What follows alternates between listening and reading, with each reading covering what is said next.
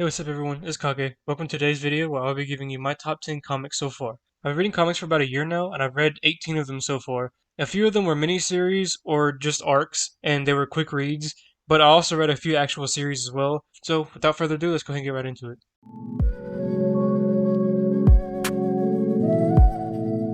At number 10, I have Spider-Man Birth of Venom. This was a collection of comics that told the whole origin story of Venom. I really like this one because Venom and Spider-Man are some of my favorite Marvel characters, and I enjoyed reading this. It started when Venom was first shown at the Secret Wars, and then showed Black Suit Spider-Man for a few issues. Then it showed Venom attached itself to Eddie Brock, and eventually showed a fight between Venom and Spider-Man, where Venom would stay attached to Eddie. But it was cool though because I got to see the whole origin story of Venom, and I really liked that. It was really cool reading this, and I got to see some Tom McFarlane art, which I'm always happy to see.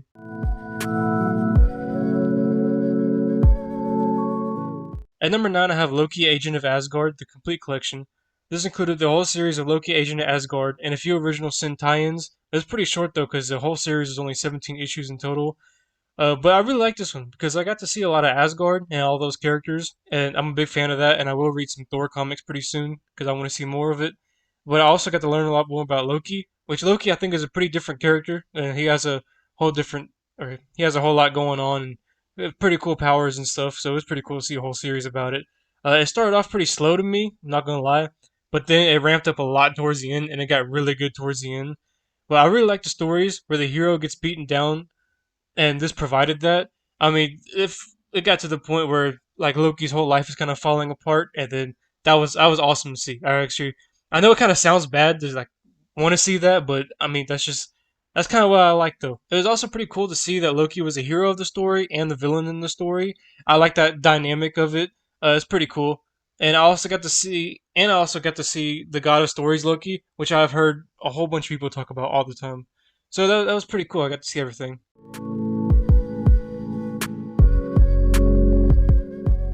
At number 8, I have Venom, the 2018 series by Donny Cates. Now, I did a lot of debating on where to put this in my list because it made me upset with the tie-ins that it forced you to read. And I'm usually okay with skipping tie-ins because from what I've seen so far is that they haven't been a big deal. It's kind of like if you want more information or if you want to see how this happened and this series, then read it. If not, continue reading. It's not a big deal. We'll kind of fill you in on the small details. But in this one, it cut the biggest fight. It cut like the whole final fight from it. It was like, oh, you know what? Here's a big fight. Bring King of Black instead. It's like, it made me a little upset. Now, the big two tie-ins that it skipped was the Absolute Carnage and the King of Black tie-in, and I wasn't too upset with with the Absolute Carnage tie-in because it did a good job of kind of telling me what happened.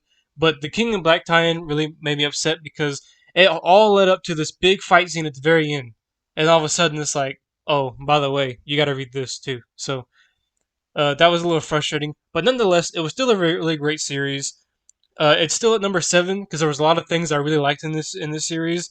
I like learning about Eddie Brock and his past. There was a lot of different things revealed, and it was revealed that he had a son, and so that was pretty cool. And it set up the whole storyline afterwards of Venom going on to his son, and that's a whole different comic book line that I'm gonna start getting eventually. But once again, like I said before in the Loki, I like that the hero struggled and went through a lot, and that's what Eddie Brock did too. He had a moment a lot similar to that of Loki's, and it was kind of like devastated his life and trying to get it back together. That was really cool to see. And the art in this was really good. I mean, I really enjoyed the art. Everything looked really good, and I got to see a lot more of the symbiotes and stuff. So if you're gonna read it, I definitely recommend getting Absolute Carnage and King of Black tie-in. So that would make your reading experience a lot better.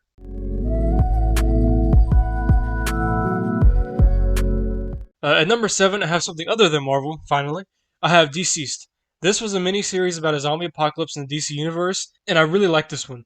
I really like that the zombies are very different from what I've normally seen, like 100 times, and the zombies actually spread through a virus in a unique way that made it really interesting. They spread through the anti-life matter equation, and when people saw it, they would, like, their brain couldn't process it, so they just started scratching at their brains, and then eventually they turned into a zombie.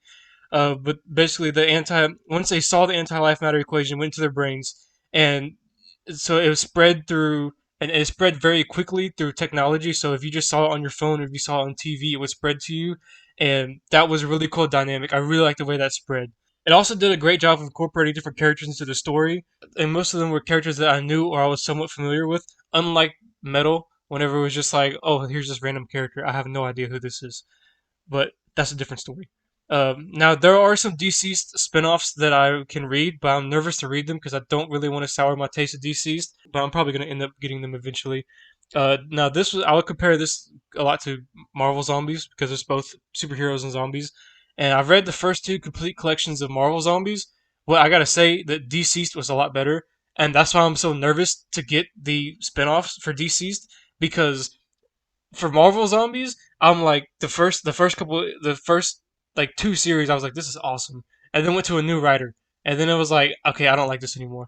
So that's why I'm really nervous of what happens, but I'm probably still gonna get them anyway.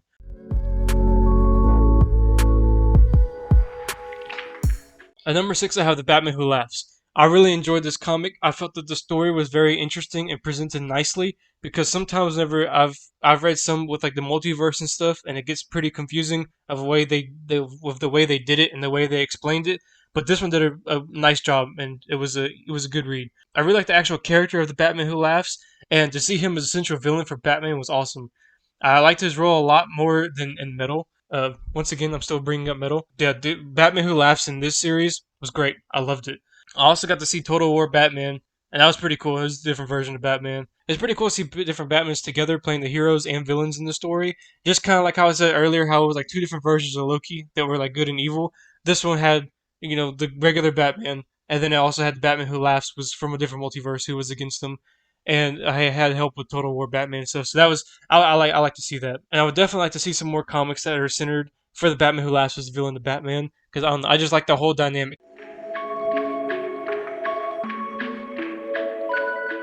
At number five, I have Deadpool Classics. I've currently only read the first three volumes, and I'm trying to find number four because they are very hard to find. And a lot of times when I find them, selling for over resale, and I don't want to spend over resale to get them. So, and I'm stubborn, and I don't want to read them digitally.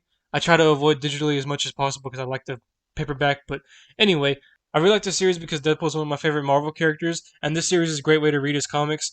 At the point that I'm at, I've seen the first two miniseries, and I'm currently on the Joe Kelly run. I'm really enjoying it because I like Deadpool stories that add seriousness to him along with the usual Deadpool and that has a good story.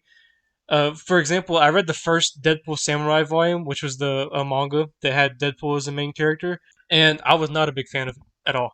Like it was really funny, but the story just it was not hitting. It just was kind of weird and very bland. And like Deadpool was not serious at all. He had no signs of seriousness throughout him. Not saying that that's like a horrible thing, but it's just that the story was very lacking. But it did have a lot of funny moments in it, though. I'll give it that. But that's why I like this one. That's why I like Deadpool Classic so much, and so far with the Joe Kelly run's been awesome. Especially in the scenes with Typhoid Mary, whenever she proved that he wasn't truly a hero when he was trying to become a hero. I think stuff like that, like a little bit of seriousness thrown in there, is great. And the storyline is really good too.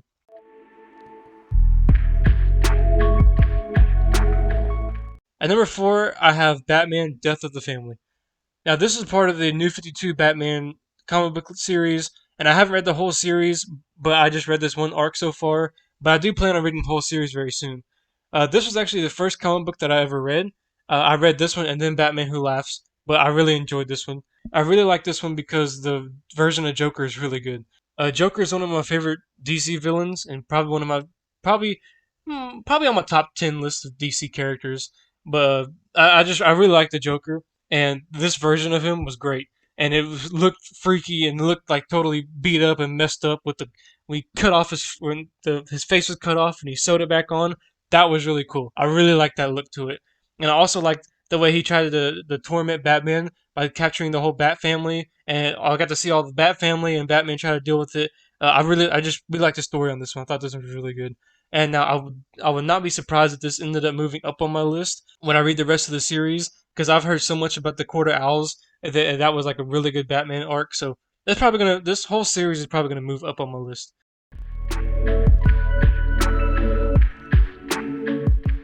At number three, I have Batman: The Long Halloween.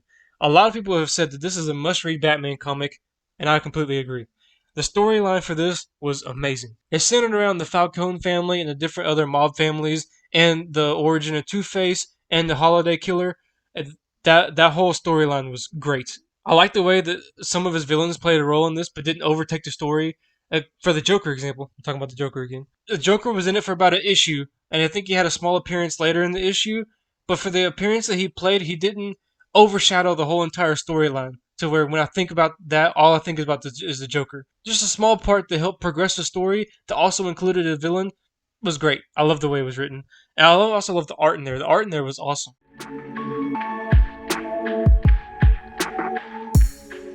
Number two, I have Invincible. I'm a huge fan of this series. I like the story and the characters. I think the character development is great in the series. Everybody grows and goes different ways and stuff, and it's great. I also like seeing all the different worlds and locations in it. There's a lot of different planets and cities on the planets and fight scenes on the planets, and it was great seeing diverse locations instead of like a big city all the time. It was really cool to see some other planets in there, and the fights were amazing. There was a lot of really good matchups that made sense and let the characters go all out against their opponent. That was awesome. And I also really liked how it was drawn and how graphic this was, because there were several times whenever the whole page would be covered in blood and guts everywhere, and it was fantastic. The fights are definitely a high point in this series.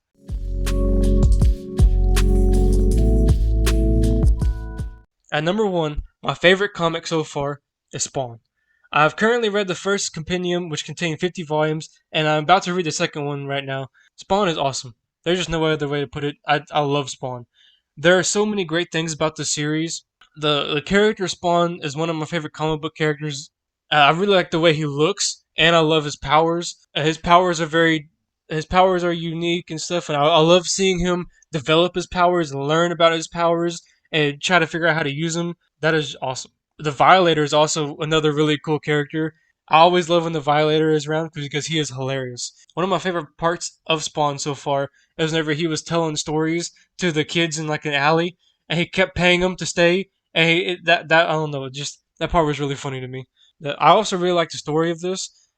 I really like the conflict that Spawn is in, like how he's a demon, but he fights other demons because he doesn't share their same ideas. But he also fights angels because the angels target him because they're afraid of what he will become. So I can't wait to read the second compendium, and I've already seen that they're releasing a third and fourth compendium as well. So I'm super excited for that, and I'm super excited to read that because Spawn is my favorite comic book so far. So that's going to be it for today's video. If you enjoyed, please leave a like and subscribe. Let me know what you think of my list, and let me know your top 10 comic books. And if you know any comics that I might like, feel free to let me know in the comments. Thanks for watching, and I will talk to you all later. Perfect.